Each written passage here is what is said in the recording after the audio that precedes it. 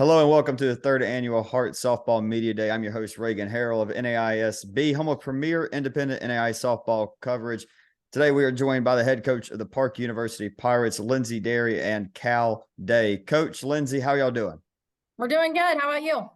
Awesome. Before we get into the questions, I gotta say, I believe we started off the interview same way last year. Park University has got to have my favorite logo in the entire NAI. It's such a fun creative one. There are some good ones. There are a lot of good ones, but I think Park might have to take the cake. But Coach Derry, year 8 for you coming up at your alma mater and your program. First off, how much does that mean to you coaching at your alma mater? How excited are you for the 2024 Pirate season? Park, it's such a special place. And the fact that, I got to continue after my playing career here, it was a great opportunity. And so thankful for that. And it's just such a good support system. It's a tight-knit community. We use family a lot around here. And this athletic department is so supportive of all the sports and those student athletes, that's why we're here. We're here to serve them and make sure their experience is top notch. So it's a grateful feeling for sure. Awesome. And can you just tell us a little bit about Cal, how much she means to the Pirate program? Oh, Cal. Hometown, right? Oh, yeah. No, Cal's been such a huge asset to the program. We could talk about catching and hitting and all of that till we're blue in the face, but just the leadership that Cal brings. When Cal speaks, people listen. Just the way that Cal has the ability to bring, the teammates all together. There's something special about that. You don't get that with everybody. So great leadership. Senior year, we're excited. So yeah. Well, not only is she a senior, which obviously carries a great deal of respect within the team, but a catching position is such a difficult position. There's so much that goes into it. And I'm with you. We could talk the next 20, 30 minutes just about catching. But Cal, just can you tell us a little bit about how you got into catching and what made you enjoy that? Because it's such an important role for the Pirates. Yeah, so when I was a kid, I'm very, very hyper human. So they put me in the outfield, I'd start dancing to the music next door, and I'd be like, oh, this is not for me. And so I said, I'm gonna be the catcher. I catch the ball every time. I mean, I'm in every single play. I have to pay attention. And so since I was about 10, it's been with me, and I've been playing a good leadership role ever since then. And then I got an opportunity close to home and with the degree I would like to have right now, and got to catch and hit and be a leader to everybody on the team. And last year you did a very high level second team all conference. What did that honor mean to you? That was pretty awesome. I mean, I've been working for most of my life to play softball and to finally get some recognition, which I didn't need, but it was really nice to see that I've worked so hard and it means something to other people as well, not just myself. Well, it's undoubtedly well earned. Cal, what are some of the team goals for the season? So overall, my team goal is to have everybody be one unit. So really work through adversity. I know everybody has different characteristics to them and what they have to bring to the table, but really just working as one. It's so easy when if say we have a loss, it's so easy to start blaming one another, but really just picking each other up and being one whole team instead of separate little groups. I think that'll just lead to success in the future and just overall wins for the season. Awesome. Love to hear that. Coach, we're getting closer and closer to starting off 35 days until your first official game. What do you hope to see from the team leading in the days leading up to opening pitch? Well, all in all, you look at, preparation and what we're doing day in and day out. We've got a lot of different things going on, throughout practice time. So, we might have small group work here, pitching, going on and all that. So what we're doing in that time frame is what matters most, because obviously how you're, getting prepped for that first game matters and prolonging that into the season. But not only that, I think battling a little weather adversity, kind of throws your routine off, and, we're creatures of habit. We like that routine, but I think that also just brings in what, this team's able to do when, the wrench is thrown at them essentially. But we're looking forward to the season. We've got, our goals that we kind of look at from a bigger picture, but also kind of weekly, what we're trying to accomplish, building up pitching arms. The conditioning piece is a big part. It's a short season, but it can also be a really long season. So making sure we're prepped for that as well. Can you talk about some of the games right at the start of the season leading into Heart of America play, and how important is it for your side to get off to a good start? As we reflecting over the last couple of years, and obviously getting to open up with tough competition. I mean, the Heart's tough. It's tough up and down the board. So being ready and being prepared for that first pitch, I think you've got to look at energy and what that brings to the table in terms of the dugout energy, on the field energy, and feeding off of each other.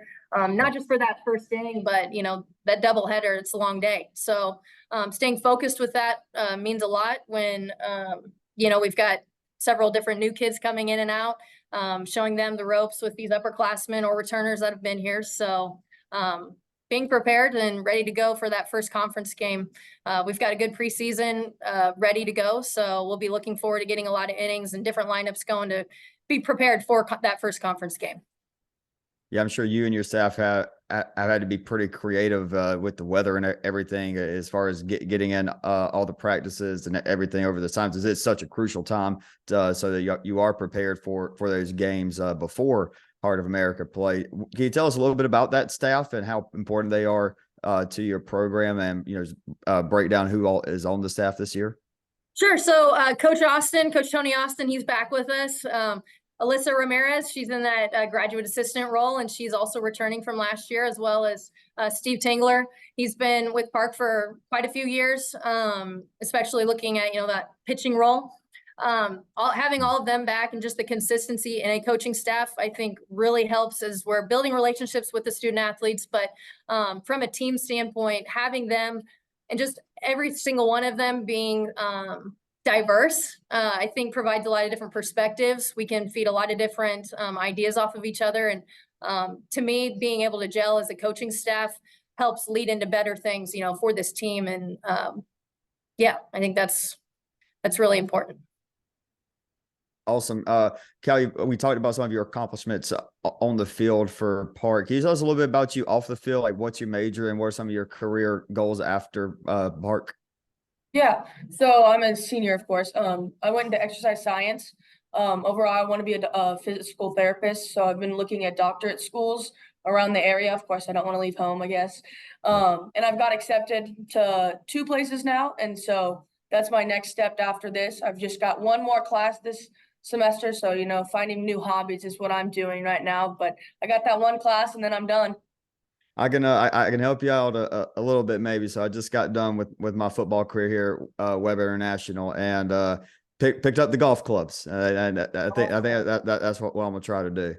Well, coach told me I can't swing golf clubs, so I'm gonna have to wait on that one until after season. But yeah. I've gotten to the crocheting game, making some hats for grandma and things like that. So that's what I'm working on, the dexterity. My need get you to make one with the NAISB logo on it. Hey, I could probably do that. I'll figure that out. Send it your way. Awesome. Well, shifting back to the field, can you tell us about the experience you've had playing for your hometown team and how much it's meant to you to be a Pirate? Yeah, this has been an awesome experience growing up. I've always known Park, always seen Park. And just I came in as a freshman and I already felt welcome. I mean, the seniors were great to me, and I found my role as a hitter starting out, and then got in that catching role my second year and really started being a leader. We all started getting along really well as I was becoming the starting catcher. All my pitchers, we were all just great friends. And then as the years grown, I made more and more friends, and it was a great experience overall. And a lot of my teammates are from around here. I went to school with a lot of them. Probably like a quarter of them went to the same school. And so we're all friends, and we all got to continue our friendship into college. And it's a really great experience, actually. I enjoy it very much. Coach, I want to speak to you on what Cal kind of talked about there. A lot of the teammates being from right there in the area, and with you, obviously, knowing the area very well, being at Park for a good number of years now. Can you just talk to us about the community there and what makes it such a good recruiting ground for softball? Sure, yeah. We do have a lot of local kids. I mean, predominantly local kids. I think furthest ones away is maybe 3 hours. So there's a lot of great local talent here in the Kansas City Metro, Missouri, Kansas, bleeding into that kind of Iowa, Nebraska. But there's a lot of local talent. We love to go that route. I think in one form or fashion, kind of like Cal had mentioned, whether they've played with or against each other, that brings kind of a special element to a team dynamic. I think when we look at, what it is for the needs of the program, recruiting wise, we've got kids from Platte County, we've got them over in the Independence area. I mean, there's a great pool of athletes here in the Kansas City Metro, and we love to use that. Awesome. Coach, what steps in the right direction did you see from your team in 2023 that you hope continues and expands this season? We're going to really rely on that upperclassmen leadership. I think we kind of talked a little bit about it maybe last year, but student-based leadership, I really hound home with the girls. It's so important to have student-based leadership. And over the last 6 months, we've taken that group and really talked to them each month about what that means and how that role fits everybody, essentially, and how we can help each other in that. As we move forward, though, I think from a lineup perspective, from a team dynamic perspective, that upperclassmen returning group is really going to help. I mean, a good third of the team is new this year. And so I think that'll really help provide guidance and, just that experience level to keep building up a program. I'm seeing a lot of good focus just here in week 1. We had an awesome fall season between the scrimmages and our off-season conditioning and weight room workouts. So we're really looking forward to it, but I think, student-based leadership is really where we're going to thrive. And our goal is to have that really bleed onto the field, essentially. Right. Going back also, Cal, just about the area, Parkville is right there next to a big city in Kansas City. Is how great is it for as a student athlete? You go to a school that's not in the big city, but it's right there next to one.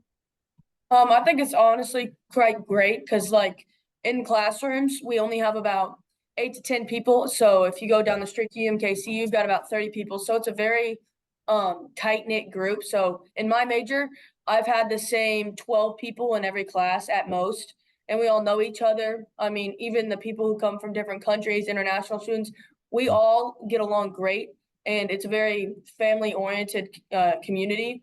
If you go to a different school like Rockhurst or UMKC that's in the city, that's very big, very populated, and you just don't get that one-on-one time or very many connections as you do at university. It's very similar to Weber, where I'll be graduating from in May. It's kind of not so much middle of nowhere, but it's a nice little area. So just an hour drive from Orlando or Tampa. I love that about Park and about Weber. Coach, pitching staff very vital in softball. Obviously, can you tell us a little bit about the pitching staff this year and who's going to lead the squad in your rotation? Sure. Yeah. I think we'll really be leaning on Lauren Feeney to, have this leadership role in the pitching staff. She threw a lot of innings for us last year, and that's what we're anticipating going into this spring. But, we've got 4 other really talented pitchers, and they all bring something very different and diverse to the table. So I think it'll depend on, what's a quality matchup, who the opponent is, and how we really want to provide the appropriate innings and such for those other 4 pitchers and how that'll kind of fit into, the season. And I think a lot of that will be determined during preseason. Awesome. Now, obviously you are blessed with a great catcher behind the plate. Who's going else going to be in the field, the infield and outfield this season for the Pirates? Sure. We're just getting started. You can kind of take a look at, the team and see who's maybe a little more ready at the moment than others. But, I think we've got a really great returning class that'll really fill the lineup. But that's not to say that we've got a really great, talented underclassmen group. Had a great transfer come in as well. So we're really looking forward to seeing kind of some of those holes filled and just kind of what the season brings here early. Awesome. And Cal, fun question to wrap things up. What's going to be the walk-up song this season? So normally I always go with the Beastie Boys. I've done Girls, Intergalactic, Brass Monkey. So I'm just trying to find that top-notch song to end my softball career with. So it's still in the works, but Okay. it's probably going to be some type of Beastie Boy songs, what I'm guessing. Gotcha. I got It's you. a hard process. It's hours put into that. 10 seconds No, of for sure, walk for up. sure. Trying to think of a good one, maybe to throw in, maybe with the mix that you said. I don't know. I'm looking at, Electric Avenue is always a good one. oh yeah, I could look at that one. Maybe. That, Well, that well, might be going into the mix. I have throw the hat in the ring for it. Hopefully, if it is there, definitely get a video of it. We'll have to post that on Oh, our yeah, socials. But definitely consider it. yeah, Coach Cal, really appreciate y'all. Again, thank you, Heart of America, Tyler, everybing NAISB the opportunity to do this. And again, thank you both for your time, and best of luck to you and the rest of the Pirates in 2024. Thank you. Thank you for having you. us.